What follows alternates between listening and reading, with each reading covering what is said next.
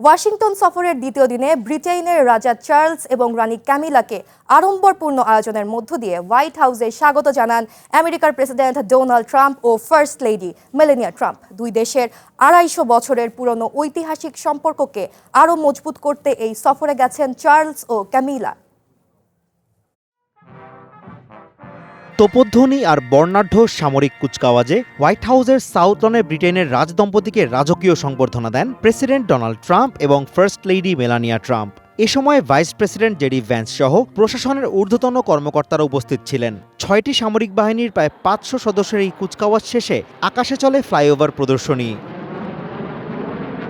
আনুষ্ঠানিকতা শেষে দুই নেতা ওভাল অফিসে রেড কার্পেটে হেঁটে সামরিক সালাম গ্রহণ করেন। এদিন বক্তব্যে ট্রাম্প রাজাকে অত্যন্ত মার্জিত মানুষ হিসেবে অভিহিত করেন। তিনি বলেন, আমেরিকার স্বাধীনতার পর থেকে গত ২৫০ বছরে দুই দেশের বন্ধুত্ব অত্যন্ত শক্তিশালী হয়েছে। ট্রাম্প জানান, তার মা রাজাকে খুবই পছন্দ করতেন।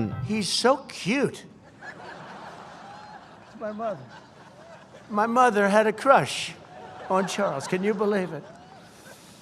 Amazing how I wonder what she's thinking right now. এ সময় রাজাকে অত্যন্ত রুচিশীল এবং মেধাবী আখ্যা দিয়ে ট্রাম্প বলেন, আমেরিকা এবং ব্রিটেনের এই বন্ধন ভবিষ্যতে আরও দীর্ঘস্থায়ী হবে বলে প্রত্যাশা করেন তিনি। His Majesty's intellect, passion and devotion have been really a blessing to the British people. এদিন আনুষ্ঠানিকতার শেষ পর্যায়ে হোয়াইট হাউসের বারান্দা থেকে সামরিক অভিবাদন গ্রহণ করেন চার্লস ও ট্রাম্প। মূলত যুদ্ধের উত্তেজনা ছাপিয়ে পুরনো বন্ধুত্বকে চাঙ্গা করাই এই সফরের প্রধান উদ্দেশ্য। ইরান যুদ্ধ ঘিরে ব্রিটেনের অবস্থান নিয়ে গত কয়েক মাসে লন্ডনের সাথে দূরত্ব তৈরি হয়েছে ওয়াশিংটনের।